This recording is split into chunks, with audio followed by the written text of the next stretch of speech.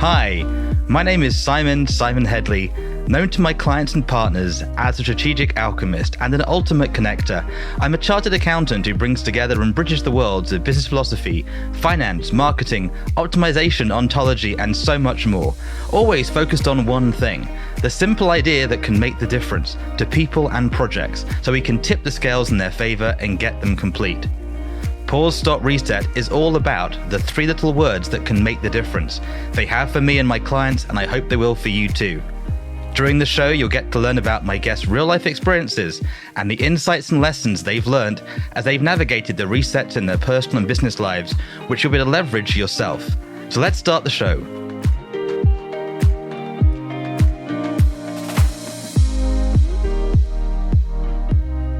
Welcome back to Pause, Stop, Reset.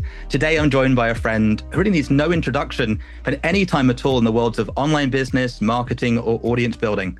This is the one and only Ryan Levesque. Now, Ryan is a 7-time Inc. 5000 CEO fan. I'm reading his bio here. Second time #1 selling author. Generated over $100 million in revenue, sold 2 companies successfully, and his work featured in the Wall Street Journal, Harvard Business Review, Forbes, Entrepreneur. He has been there and done everything for ages. He is the guy, and he's really humble as well. And he's a strategic advisor to multiple businesses. His new book's coming out soon, and he's an email newsletter called The Digital Contrarian with sort of really different business wisdom to over 100,000 subscribers. He's a master of asking questions, thinking, and being a good guy. And I think without further ado, Ryan, welcome to the show. How are you doing today? Oh, Simon, that was such a kind introduction. I'm really looking forward to our conversation here today. Well, I am too, because you're one of I've been around online marketing now for over 2.5 decades, right? And some of the people you see online and you get to meet them and you go, And some of the people you meet and you go, I want to spend more time with you. You're one of those guys. And then when I met you in London, there was no ego, no who you could have been. And you brought a groundness and a reality and sort of ethical business ethos to what I think's got missed in the modern world. So we may get into that a little bit. But let's start at the beginning. So anybody listening, Ryan, going, who is this guy, Ryan? What does he do? So who is Ryan Levesque and what is he up to today?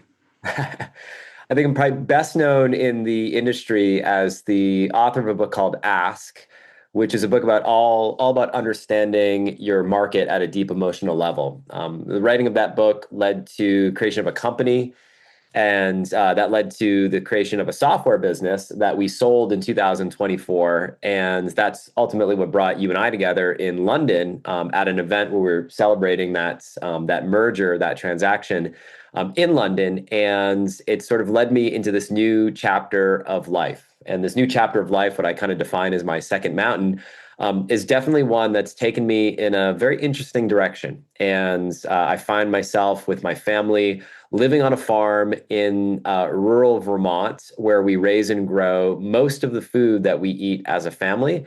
And today I spend a lot of my time writing and serving as an advisor to a handful of CEOs and entrepreneurs who are looking to do some of what I've been able to do in my career. So that's the 30-second version. Yeah, I love it. I'll give a shout out to Dan. This is Daniel Priestley with ScoreApp. I remember when I read about that merger, I was like, how did this happen? Because you've been people in sort of 2 separate worlds of mine. Alex Mendoza, I know from the old days, was sort of in the Ask pages. And so this sort of American marketing, British Australian marketing coming together. And I'm really excited for where it may go with that. Dan's taking off on podcasts. I'm sure I can see the influence of Ryan in the mothership there. So Dan, if you're watching, we love you and glad it's going well. I met Dan, honestly, like 15, 20 years ago. When he was doing other stuff. And that's where this sort of reset bit comes in. So that's really the next question we'll lead into. Apart from the company exits and that stuff, but what have been the big sort of pause, stop, resets, the shifts you've been into from baby Ryan to daddy Ryan? What are the big roller coaster switches you've been through? It's a great question. And, to answer your question, I think one of the things that's marked my career as I look back in hindsight is that I've not been afraid to pursue resets at key milestones in my life.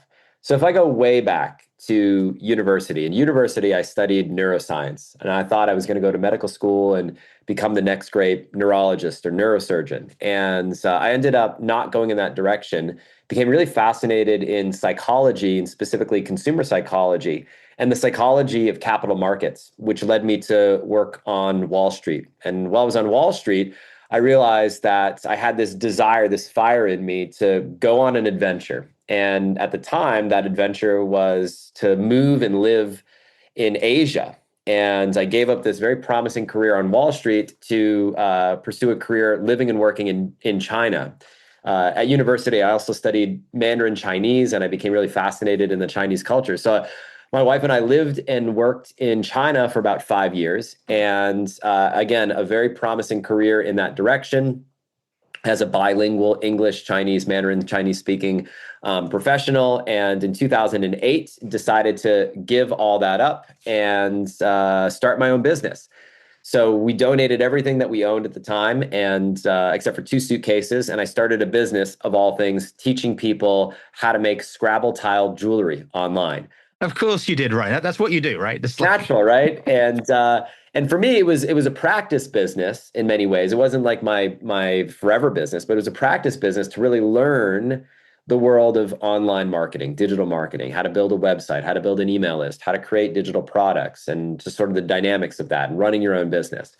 And that led me to go into a number of different markets, 23 different markets, eventually write a book about the process that I'd followed, which became the #1 best-selling book in the country. Inc. magazine rated it their #1 marketing book of the year, Ask. That led me to create a company around that, teaching people how to implement this and consulting with businesses. That then led us to build a technology business, which we talked about, that led to the sale. And then at the sort of height of that, I realized I'd spent really the last decade of my life at this point in empire building mode, singularly focused, saying no to almost all things in life, just really tunnel vision on this. And I had a milestone birthday. I turned 40 and kind of had this moment of reflection around, well, I spent the first 40 years of my life optimizing for a life built around a screen. And do I want to spend the next 40 years of my life doing the same thing? And the answer was no. I want to spend the next 40 years of my life with more time with my hands in the dirt, not my face in front of a screen. So that led me to the decision to sell our business, to move to Vermont to start a farm, and to pursue this new direction. So between making a shift from neuroscience to Wall Street to China, China to Scrabble tile jewelry to the multiple businesses we'd started along the way, to then shifting to regenerative farming and living a life optimized around really family and what I describe as the unscalable. I don't think I've been afraid to make major shifts in my life along the way. And we can talk more about that because I've spent a lot of time really thinking about that, unpacking that. So I'd say reset is something that I've been able to do relatively well. Where I've struggled in my life, I think a lot more so, is deciding what to stop. I'm a polymath, a lot of interests, pursue a lot of different academic disciplines. Not one of these people that could ever imagine having just one track in life and achieving mastery in an infinitesimally small domain. All these interests, from language acquisition to neuroscience to finance and investing to business to now regenerative farming. And these are pursuits that I think are all very fascinating to me. And I struggle at times to know what I need to turn off in my life to make room for what's next. So trying to juggle too many things, spin too many plates, that's something that I'm still learning. I think it'll be a lifelong pursuit for me to improve in that area. Well, and it's funny enough, it's part of where, when we sort of spoke in London, sort of privately a bit, it's what I think is going to happen more and more challengingly in the business world. We have a similar, but different sides into it. My background was sort of mathematics and then human psychology, ontology, and then systems and marketing and business, and this very weird eclectic life. But today, you and I know what works in marketing now almost certainly won't work in 5 years in the tactical level, right? And where we're going with AI and system bots. So this thing of what to prioritize, what to stop, the farming gives you a reality check. You plant the wrong things, it doesn't work, you have to reset. The world of life and business used to be a bit more forgiving, I think. Even our chance meeting was sort of semi-chance meetings. And I think this thing of where to prioritize and where to stop will be less obvious when, and you, how old is your youngest child now, if that makes sense? You're sort of... My baby, my youngest right now is turning 11, about to turn 11. So when you, with all your experience, look when they're 18, you know what, you need to learn this, and yes, and don't bother with this, and this. I don't have an answer. So this question of the core skills you need to survive and thrive in the future. So very clear about that stopping. And I was just curious, before we go on, growing up before that sort of university and the banking career, were you also going through shifts and resets, or was it sort of a stable childhood in one place, or nomadic, or what was that like? Yeah, it's fascinating. So I grew up in a working class household. So neither of my parents went to college or university. My dad he's retired now, but he was a shipping clerk. So we loaded boxes on the back of a truck basically his entire life, worked nights most of his life. My mom was a hairdresser, so she cut hair for a living. First in my family to go to college. Definitely had times in my life where I wondered, how did I land in this family? Like it was just not, I didn't necessarily identify with a lot of that upbringing, but I had a very stable upbringing, meaning my dad worked for the same organization his entire life. My mom did the same thing her entire life. They got married in the house that they moved into, that I grew up in, that they still live in this day, 50 years later. They've lived their entire adult lives in that house. Literally, they both lived at home, saved up money, got married. The day they got married, they moved into that house, and they have not moved ever since. So I think there's something about maybe that stability that gave me maybe the confidence to take risks.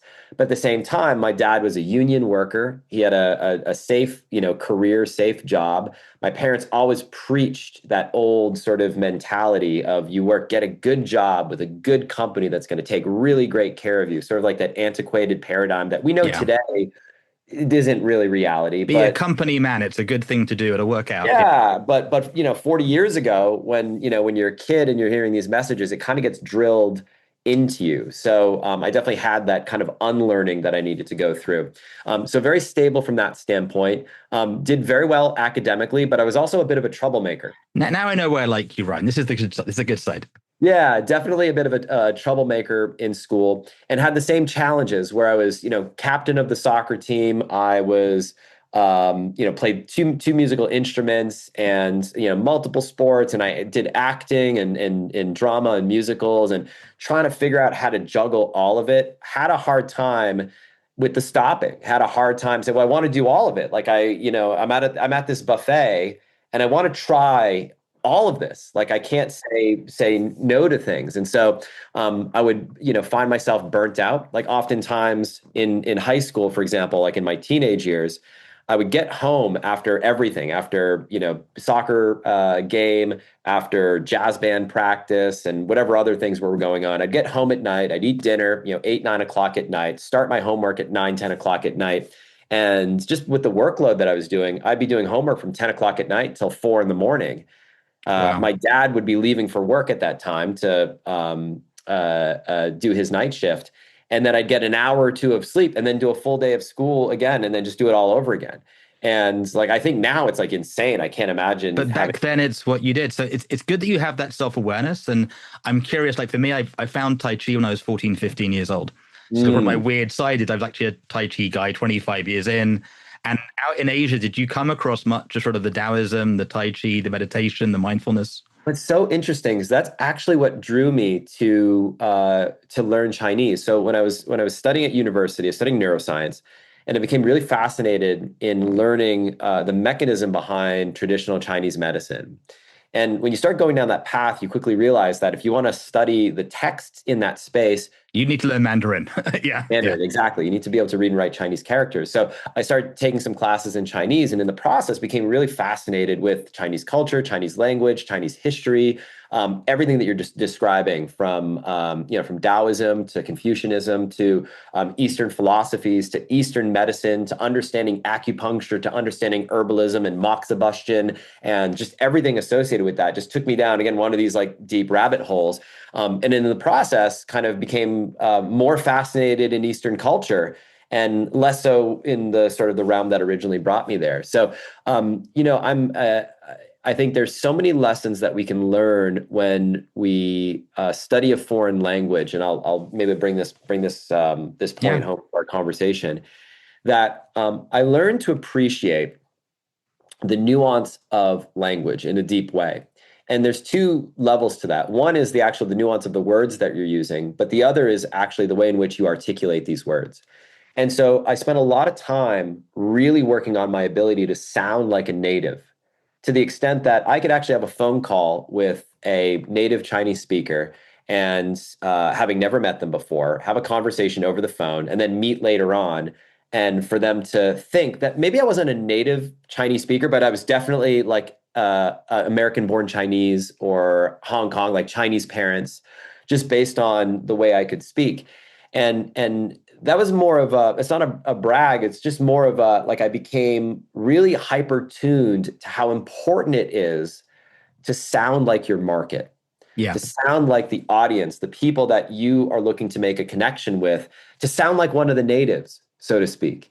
And I took that. That was a lifelong business lesson for me that made me realize the appreciation for the nuance of language, not just the words that you use, but the way in which you articulate those words. And so that's definitely something that had a profound impact on me in business, as a marketer, in my messaging, and just being really hyper tuned to that in a real meaningful way.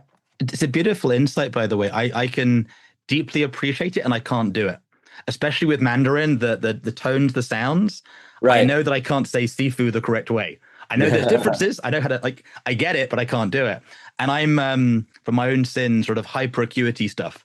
And that's literally communication levels where, it's not just what's said, it's what's being said, it's the vibrations. There's a whole pheromonal side in neuropsychology that most aren't aware of. When we Right. get into joint venture, strategic alliance, there's this asking questions, the art and science of asking the question. It's not always like, this is the script. It's the tone Right. and the spacing that gets lost. All the time I'm talking with explaining British versus English. With the Mm, British communication, it isn't the words, it's the space inside of which that's having. It's not mm, even what's being said. The literal translation, I like your shirt, can mean I love your shirt or hate your shirt, depending on context, right. which is completely like foreign in some ways and makes sense in other ways. And so this sort of human communication bit, I think, is the really fun bit. And it's what I saw you doing live in London.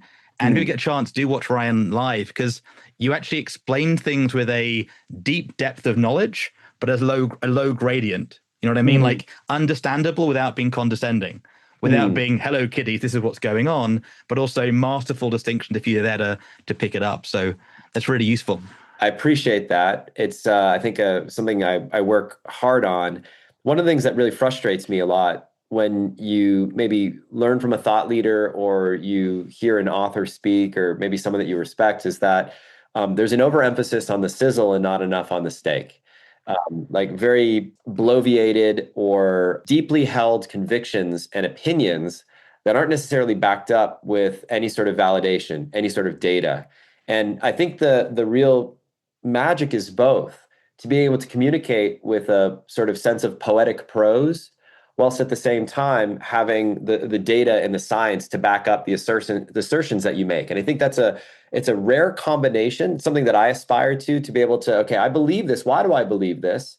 And have the depth of knowledge to be able to back this up. And at the same time, to be an interesting speaker in the way in which that these ideas are articulated so that they stick, so that they resonate. And these are lifelong pursuits. Like it doesn't matter really if you're going to go into medicine, if you're going to go into business, to be a strong communicator, as I try to teach my boys, is a skill that will transcend AI. It doesn't matter where AI is headed. As long as we are human beings, we will have a need and a desire to communicate meaningfully, to persuade, to influence, to motivate, to inspire. These are skills that are timeless. And I think a lot about what are those timeless skills in this post-AI world that Yeah. we're finding ourselves in right now. And the next generation will find themselves in an even deeper way. What are those timeless skills that will transcend the test of time? And what you're doing there is sort of what I love. Like I've been teaching asking questions for like 30 years in weird different ways. Asking a good question is profound. Most speakers, if you're listening to this, it will gift for you. Ask more questions when you talk. You do it really well. Most speakers will speak at a crowd for an hour and then go home and never actually ask anything at all. And we have some questions to go through, but I'm enjoying, I guess, what I thought would happen, a real conversation. You know what I mean? Not the noisy stuff. I'm curious, like you mentioned your kids. What do you wish you could send back to that 10-year-old Ryan? I know the answer is everything's perfect, but like, is there anything you wish you'd learned younger? What you picked up? Like, what's a nugget you wish you could have had earlier on in the journey? Don't be so afraid.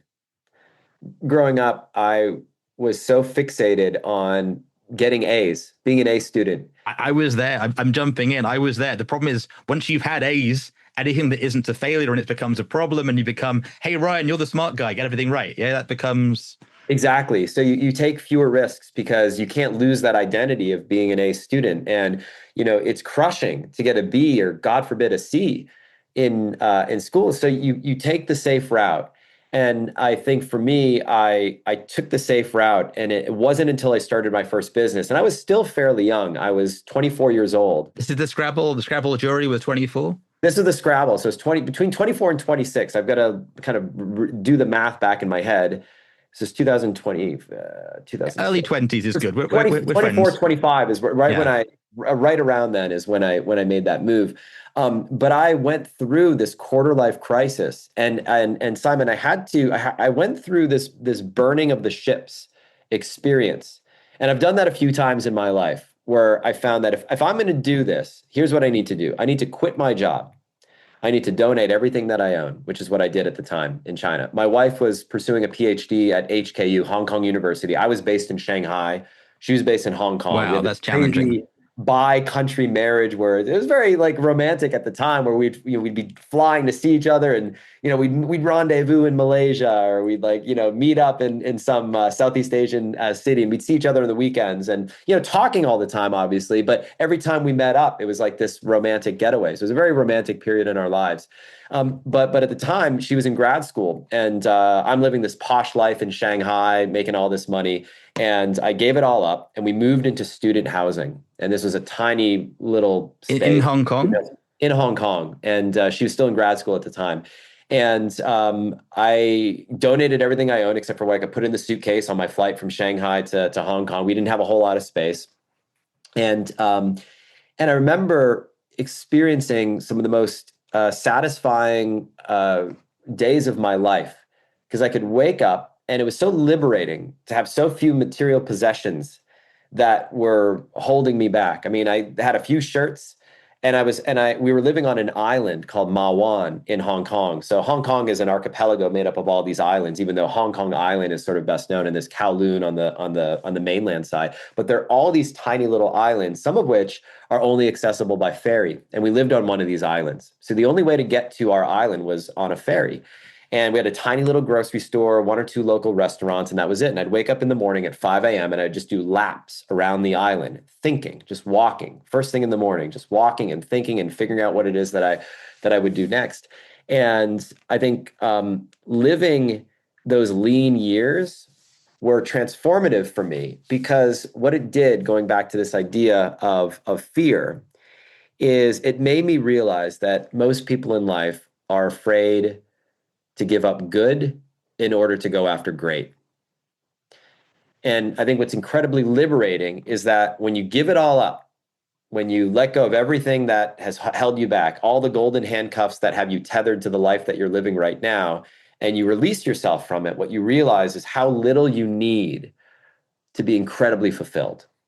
And that for me was incredibly liberating, because it showed me that even if I lost everything tomorrow, that everything would be okay, that I'd be fine. I'd be happy in whatever it is that I had, even if it was a tiny apartment with one suitcase of possessions and really nothing else.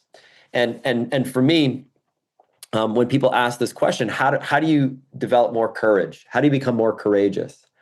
One of the things that I advise is to try this life on for size. And we can all do this, by the way. So if you're too afraid to burn the bridges, burn the ships, and do this for yourself, do this for an experiment. Take 30 days. Find yourself the smallest, cheapest Airbnb in the destination that you want to spend some time with. Pack one suitcase of stuff. That's it, nothing else.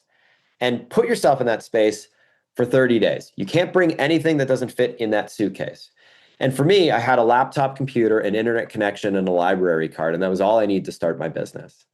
And so the ramen noodle season of life, when you're living cheap and simply, if you didn't have the opportunity to experience it as a younger man or a younger woman, I'd encourage you to try that out as a 30-day experiment and see what it does for your willingness to take risks and to live a life that's true to yourself. You're doing what happened in London, Ryan. I love you for this, and I hate you for this. And like, it's like if I'd heard this when I was 15, like I'm 48 in February, and so true. And I've had these moments where I've been away from everything, happier without any stuff, and then you come back and the stuff gets in the way. And we know this. It's not the minimalism thing. It's not that. It's just when you actually wake up and there's nothing you have to do but be that day and be with it, because there isn't this project and this phone call. And how easy it is to start a new domain name project these days. Buy domain name, WordPress site up, new email list. It's so quick to start them, but they become who you are, and it sort of carries on. You know what I mean? So really fascinating about the fear, and such a vital bit that I think so many of us today are dealing with. Let's not go into too much politics, but the world's in a really fascinating place. Like I wrote Chaos to Clarity a few years ago. I predicted some chaos. Even now I'm going, didn't see this stuff happening, So that fear of being okay, and we can touch later on the money side, because I think it's one of those things you understand how to move the needle with sales really well, right? You've got to, right? And I know some people that 100% the material stuff is no longer valuable. You and I have had fancy meals, not fancy meals. Sometimes the simplest, a tomato from the garden is better than the fancy restaurant stuff. But there's, for me, the human piece, when people get back to that real zero of, I am by myself, dark night of the soul, the partner's gone, business is gone. When that's gone, then it's what matters. And I'm just curious for you, I love how you had that partner through that challenge, clearly sort of stayed with it, right? If somebody hasn't got that other support, either the cash flow or the sort of the family or friend, and I've actually I run a charity, Ryan, and somebody a few days ago was literally messaging the stuff that makes your heart break, not because she's can't be helped, because she got herself in that frame of there's nobody on my side. And it's like, this isn't true. This is a person who, by the way, been in television, been in movies, but that weird cash flow world we live in today, where you can earn good money, but throw in some kids and some other stuff, it gets strange. So there's a lot of questions there. Sorry about that. But the fear is such a vital thing. And, me for myself, that A-list person who has challenges, you don't admit it to the market, right? It's the very old American way, like everything's great. How are you feeling? Life's awesome. Nobody tells, actually, it's been a bad day. What were you left with there out of my yabbering? You're good at this. A few thoughts show up for me for sure. So one, I think there's this popular notion that most people have a fear of failure. I actually believe that it's a little bit more nuanced than that. I think most people have a fear of being seen as a failure. We're not 100%. Afraid of failing. We're afraid of other people seeing us fail and what that's going to do to our place in the social hierarchy. Are we going to be rejected from the group? Are we going to be put into the other? Are we going to be ostracized and thrown out of whatever circles we find ourselves in, where having social currency is important to us? And that's different for all of us, and the groups are going to be unique to you. So I think that's the first thing that shows up for me. Second thing that shows up for me is that everything that we're talking about right here, there are few things in life that represent objective reality. So gravity is objective reality, whether or not you believe in it or not. But most of what we're talking about here is essentially a version of a story that we decide to believe in. And I've learned that you can change the story and you can change the meaning that you ascribe to something happening in your life. Most people choose to either be the victim or the hero of their life. It's a choice that we make, and that's important. It is a choice. And like any choice, it's a choice that you can choose to change. So if you find yourself in a place where you're saying, I have nobody around me, why is this happening to me? What's wrong with me? You can shift the story you're telling. You can shift the questions, to your point about the power of questions that you ask yourself. Yeah. So instead of asking yourself, what's wrong with me? Maybe the question to ask yourself is, what might I learn from this? What opportunity is this presenting? How am I growing from this experience? Just these subtle shifts in the questions that we pose to ourselves when we're having this self-talk can make all the difference in the world, and can transform the story that you believe as being one that you are the victim of this story to one that you are the hero. That these challenges were set in front of you to test your fortitude, to test how badly you want it. That maybe you're closer to what you're going after than you think you are, but it takes just one more step. That's a belief.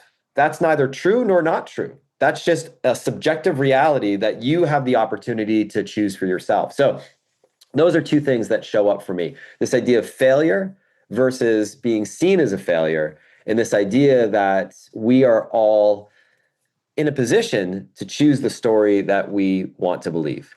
Love it. And this is when I met you, like sort of kindred sort of brothers in whatever your this question skill thing. It's kind of fun and so good. These key questions that alter our futures, very subtle sometimes, at 1 degree changing. You touched on this sort of the resetting, right? I love this pause dot reset.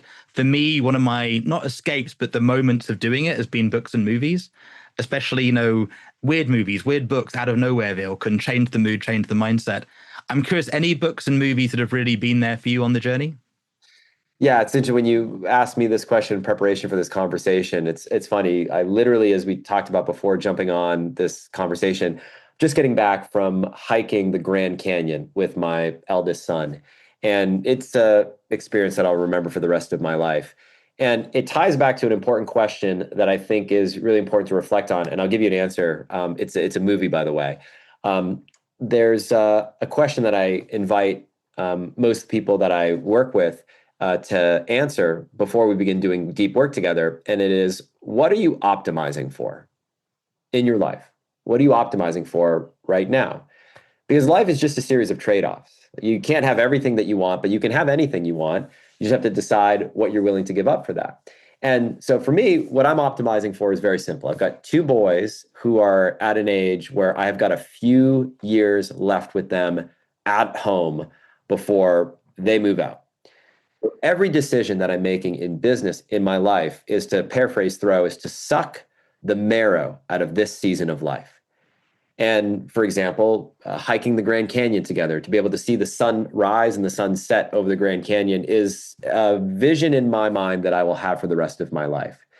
And coming back from that trip, on the way home, just the other day, we watched a movie together on the plane that is a deep movie, and I've seen it multiple times, but it was just a reminder of why this movie is so powerful. And that movie is Interstellar. And there's so many elements to that movie. I mean, the soundtrack is incredible. I'm watching this movie next to my firstborn son, and I'm thinking about him through the character Murphy, the main protagonist in the film, Matthew McConaughey's daughter in the film, and how just the multi-generational impact we have on young people in our life, where maybe we think of ourselves as the hero, as Matthew McConaughey thought that he was going to be the revered hero for saving humanity. But the reality is, it was his daughter and the choices that he made and the sacrifices that he made.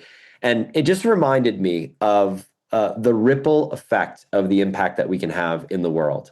A single conversation like this one right here, maybe overheard by someone, some word, some sentence, some phrase, can have such an impact on someone that it changes the trajectory of their life, and then in turn changes the trajectory of the human race. And I think at the end of the day, you know, to paraphrase our dear friend, my business partner, Daniel Priestley, you know, we're all trying to make a dent, our little impact to better the human race, right? To better civilization, to do something that leaves a positive mark in the world, whether it's, you know, one starfish in a vast sea of ocean life, or changing the world in a much bigger way. And so for me, Interstellar reminded me of that, and that core human desire that we have to leave the world a better place than what we found it when we first arrived here. And I love that for so many reasons. And I'm going to not give a gift back. I think I mentioned the live when I was with you. I've been driven since 2002, really the weekend after 9/11 sort of kicked this off, seeing the impact of a single question as it ripples around the world. And especially if nobody ever know you asked it. I think you and I are driven by, it doesn't really matter they know who you and I are if the good gets done. There's clearly how do we get paid, but generally it's the be behind the scenes, not public, right? It's that choice. And there is this possibility of making the difference for who we are as humanity, not in some woo-woo way, but as you can have food and water handled, you can be physically safe. There is no really need for that not to shift, but it's the mindset shift, this fear to let go of, I loved how you said that, the sort of letting go of good to go after great. And that isn't some woo-woo phrase. Most people are kind of okay-ish. They're not Right. like life is awesome. And it's mind-boggling. This includes millionaires, billionaires, celebrities. It's most people aren't actually okay pretending to be in this world. It's really fascinating. The bit again, what I saw live with you was bringing that reality to it, but without going, I'm being authentic now. It's just actually being. And then, sadly, I think until you've gone to the heavy stuff, you don't always get that. For me, it was stomach surgery. 2, 3 years ago, stomach got cut out. I'm okay, but it wasn't one of those, this will be easy. It was like, no, this is a fundamental shift and change. And thank you for bringing that up. And Dan, come on the show. He's been hiding from the show for a while. I'm kidding. But if we can get Dan on, he's a busy guy. Love Dan loads. And we touched on, I think, really sort of this collaborative aspect for life and business, this sort of communication, right? Talking to ourselves, asking questions help, but really it's others. And I'm just curious, is it people that have got you through the hard times? Like we all have it, entrepreneurs, right? Or challenging times. What was the thing that got you through your biggest sort of pause, stop, reset shifts? What was the thing? How did you get through? What navigated the dark nights of the soul for you? I'm not going to lie. I'm incredibly fortunate to have in my wife an incredibly supportive partner.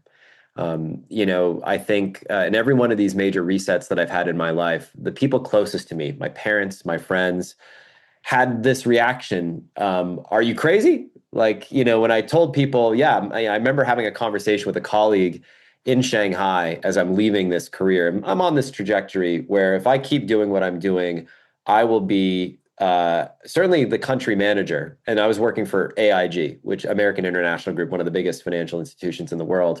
As a bilingual Chinese English speaker on the trajectory that I was on, most likely would be on a path to be the CEO of AIG China at some point, and probably in time running Asia for the company. This is, I used to audit AIG in the UK. This was a big thing. This is like a Goldman. This is a extremely small but huge world. Yeah. And so, but then I saw my boss, who was in that position, who I was sort of his protege, and I realized like that was not the life that I wanted to live. And this is nothing against my boss. I just could see his life. I saw like that will be me in 30 years if I keep on the path that I'm on.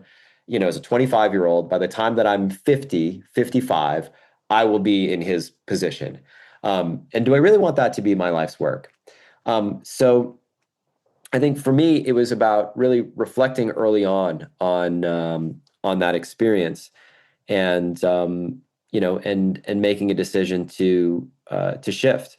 One of the things that I've learned in my career, it's something I talk about in my next book that I'm working on right now. That will be really a culmination of a lot of this work. Is we're all faced at times in our life with tough decisions.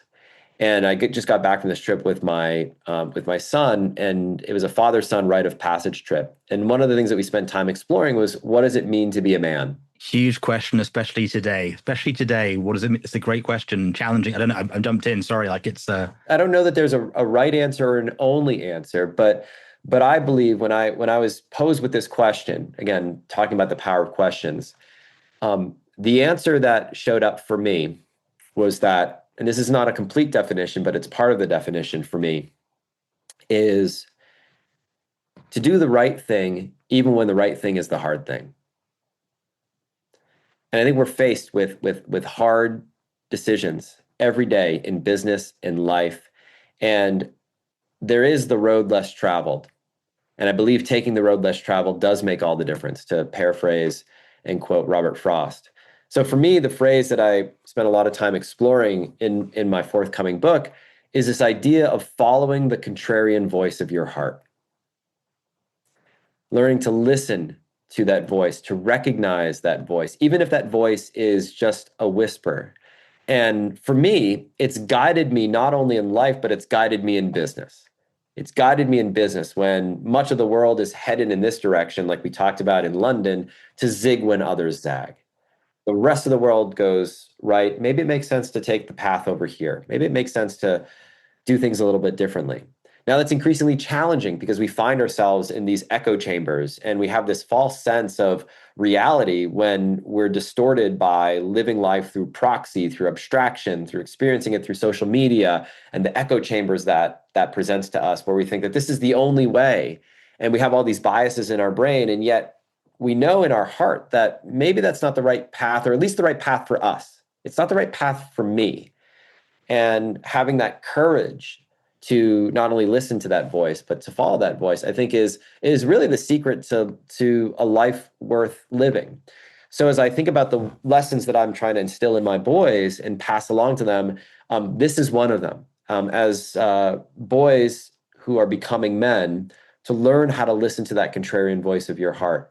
When there's a group that's doing something that you know is not right, to listen to that, to listen to that voice and to take action based on those convictions.